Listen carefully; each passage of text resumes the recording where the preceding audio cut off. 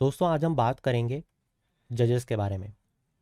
आपने बहुत बार ऐसे इश्यूज देखे होंगे कि एक जज के द्वारा दूसरे जज पे सेक्सुअल हरेसमेंट का केस लगाया जा रहा है।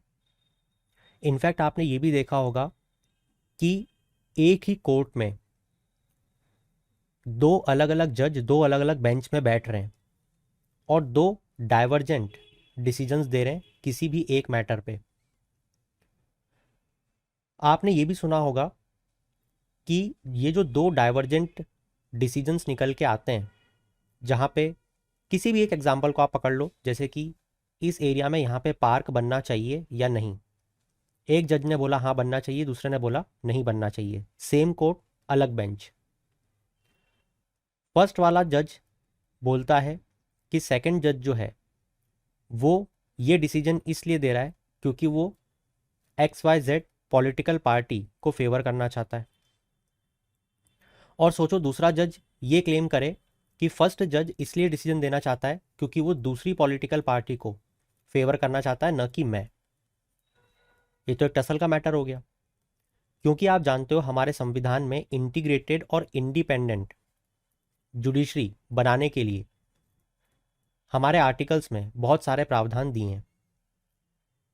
तो इनके लिए क्या कोई ऐसा कोड ऑफ कंडक्ट है जो उन्हें ये बताए कि आपको किस तरीके से बिहेव या किस तरीके से एक्ट करना चाहिए ऐसे सेंसिटिव मुद्दे पे? क्योंकि जजेस की जो अथॉरिटी वो लेके बैठे हैं, वो कहते हैं ना, विथ अथॉरिटी कम्स रिस्पॉन्सिबिलिटी। तो उनकी जो रिस्पॉन्सिबिलिटी है आम जनता के प्रति, वो कभी भी पार्शियल मैनर में काम कर ही नहीं सकते। ये पॉसिबल ही नहीं है, हम होने नहीं देंगे। और इसीलिए इनके लिए भी कोड ऑफ कंडक्ट बनाया गया है। तो वो कोड क्या है जिसके अंतर्गत या जिसके बिहाफ पे जजेस एक्ट करते हैं, आज हम उनको जानेंगे। तो देखो,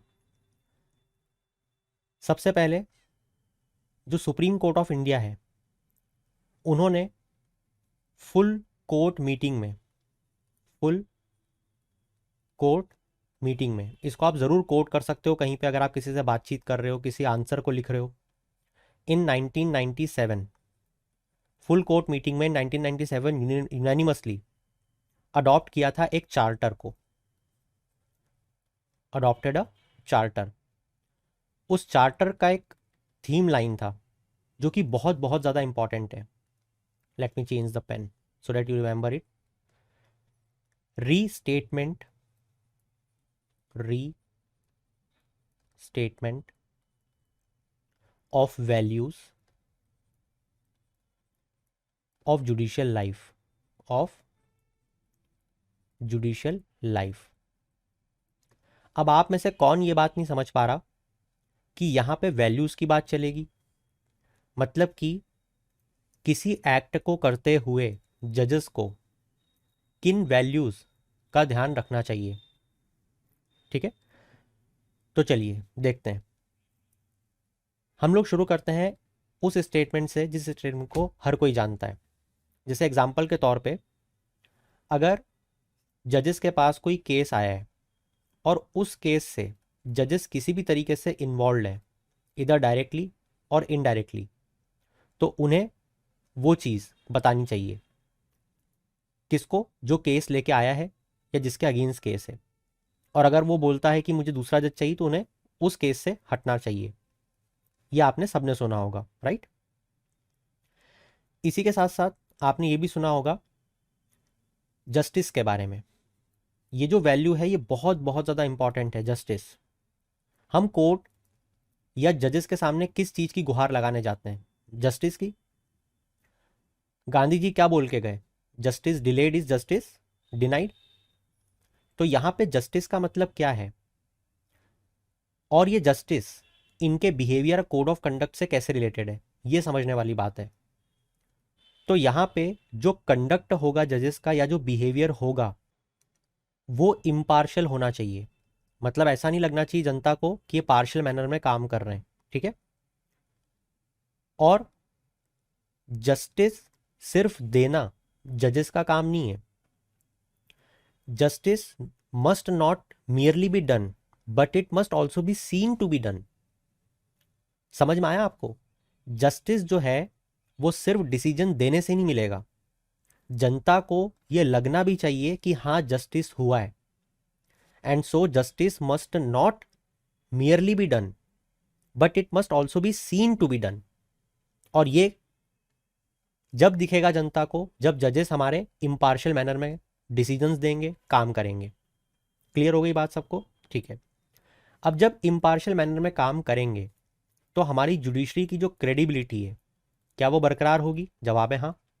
आप सोच के देखो, सोचना बस इस बात को आप, राम मंदिर एक बहुत बहुत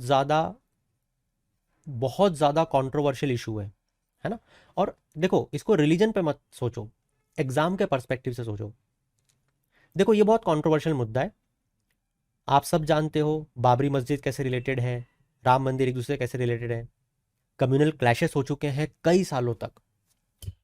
मगर हमको हमारे ऊपर गर्व होना चाहिए, हर भारतीय को, वो किसी भी समाज किसी भी धर्म का हो, कि राम मंदिर पे जब हमारी सुप्रीम कोर्ट ने एक डिसीजन दिया बेस्ड ऑन फैक्ट्स, ये चीज को ध्यान रखना, ठीक है?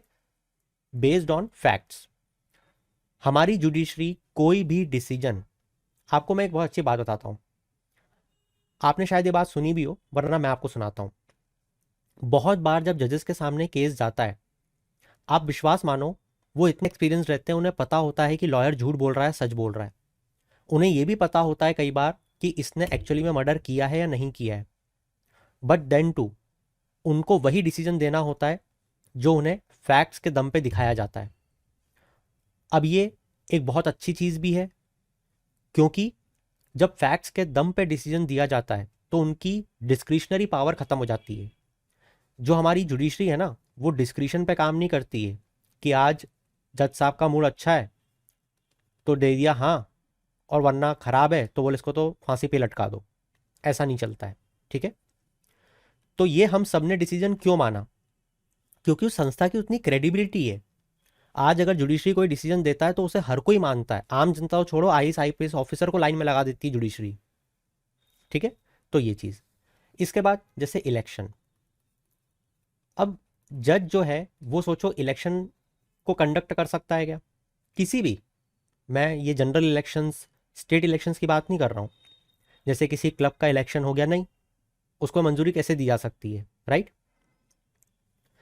इसी के साथ वो बार मेंबर के साथ में बार काउंसिल होती है, आप सब जानते हो, है ना? तो किसी भी बार मेंबर्स के साथ में उसका क्लोज एसोसिएशन नहीं होना चाहिए, क्लोजनेस नहीं होना चाहिए, है ना? क्योंकि उनको उनसे काम पड़ता है, वही केस लेके जाते हैं, लड़ते हैं, तो क्लोज एसोसिएशन होगा तो हो सकता है कि जज फेवर करने लग जाए किसी एक वकील को, है ना? सेम कोर्ट में प्रैक्टिस करते हैं वो। तो ये चीज़ है। इसी के साथ आप लोगों ने एक चीज़ और भी नोटिस की होगी कि जो जजेस होते हैं ना वो बहुत अलूफ होते हैं, मतलब हमारी पहुंच से बाहर। आपने कभी किसी भी कोर्ट, किसी भी चौराहे पे, किसी भी गली में किसी जज को किसी से हाथ मिलाते, किसी से गले मिलते, और भाई क्या हालचाल, ये करते हुए कभी नहीं सुना होगा। क्यों? क्योंकि उनके कोड ऑफ कंडक्ट में आता है, उन्हें कहा जाता है कि आपको एक प्रैक्टिस मेंटेन करनी है बीइंग अलूफ, ताकि आपकी जो ऑफिस की डिग्निटी है वो मेंटेन हो पाए। आपकी प्रतिष्ठा है, आपकी इमेज क्या है, उससे कोई मैटर नहीं है, आपके पद की प्रतिष्ठा है, उसको आपको मेंटेन रखना है, ठीक है? इसी के साथ अगर फैमिली का कोई मेंबर किसी केस से इन्वॉल्व है तो आपको ये डिस्क्लोज करना है, ठीक है? आपको जितने भी आपके असेट्स हैं जब आप पोस्ट को ग्रहण करते हो तो वो डिस्क्लोज करना है। साथ ही आपने कभी ये नहीं देखा होगा कि कोई जज मीडिया में आके अपना कोई बयान दे रहा है। क्यों? क्योंकि उनको व्यूज एक्सप्रेस करना सख्त मना है ना? भले कोई केस पेंडिंग हो चाहे ना हो, किसी पॉलिटिकल मैटर पे वो कभी भी मीडिया में अपना व्यू एक्सप्रेस नहीं करते। आपको पता होगा जब नेशनल जुडिशियल अपॉइंटमेंट कमीशन का बिल सरकार की तरफ से लेके आया गया था, जहां पे जजेस के अपॉइंटमेंट में अपनी भागीदारी चाहते थे, उन्होंने उसको अनकॉन्स्टिट्यूशनल प्रूफ कर दिया और सिरे से खारिज कर दिया। मगर मीडिया में आके कभी नहीं कहा कि इस चीज को हम क्यों नकार रहे हैं। क्लियर? मीडिया में बयानबाजी ये लोग नहीं करते। हाँ, आपने बहुत बार अलग अलग मीडिया प्लेटफॉर्म्स पे जजेस को काम करते हुए देखा होगा, बात करते हुए देखा होगा, डिबेट्स में देखा होगा, बट आप कभी भी उनकी डिबेट्स को सुनना, वो कभी किसी मुद्दे पे या कभी किसी पॉलिटिकल मैटर पे बात नहीं करते। They talk on the facts कि ये चीज़ थी, इसलिए कोर्ट इस तरीके से काम करता है। वो बेसिकली इन्फॉर्म करते हैं कि हम कैसे काम करते हैं, हम किस तरीके से इनोवेशंस लेके आ रहे हैं इन हाउस, हम किस तरीके से हमारे इन हाउस प्रोसीजर्स को स्टैब्लिश करते हैं, एक्सेट्रा। जैसे एक आपने को अगर केस पता हो, रोस्टर जो है वो chief justice of India, roster का मतलब कौन सा केस किसके पास जाएगा, किस बेंच के पास, वो चीफ जस्टिस ऑफ इंडिया तय करते हैं। इस पे बवाल हो गया था कि chief justice of India partiality कर रहे हैं, तो उन्होंने समझाया था कि रोस्टर जो है वो किस तरीके से हम लोग इशू करते हैं केसेस को, एक्सेट्रा। तो वो इन्फॉर्म करते हैं, है ना। पॉलिटिकल डिबेट में नहीं जाते हैं, अरे अरे मैंने तो ऐसा किया ही नहीं, ये तो गलत बोल रहे हैं, ये झूठा है, मैं सच्चा, ऐसी बातें नहीं करते हैं। साथ ही किसी भी ऑफिस ऑफ प्रॉफिट या किसी भी प्रॉफिटेबल बिजनेस या किसी भी बिजनेस में वो इन्वॉल्व नहीं होना चाहिए, क्लियर। साथ ही कोई भी फाइनेंशियल बेनिफिट या किसी भी गिफ्ट को, ठीक है, ये तो आप समझते हो, किसी भी गिफ्ट को एक्सेप्ट नहीं करना है, फाइनेंशियल बेनिफिट के लिए काम नहीं करना है, किसी भी तरीके से इन चीज़ों में इन्वॉल्व नहीं होना है। तो ये जनरल कोड ऑफ कंडक्ट था दोस्तों, जो आपको जजेस के रिस्पेक्ट में पता होना चाहिए, जिसको आप मल्टीपल जगह कोट कर सकते हो। उम्मीद करूंगा ये लेक्चर आपके लिए बहुत बहुत ज़्यादा हेल्पफुल रहेगा। That's it from my side. Chat section में ज़रूर बताना कि आपको यहाँ से क्या क्या चीज़ें जानने को मिली, and if you have certain other knowledge apart from this, do mention in the comment. We'll meet you soon with another topic. Till then, keep shining. Have a good day.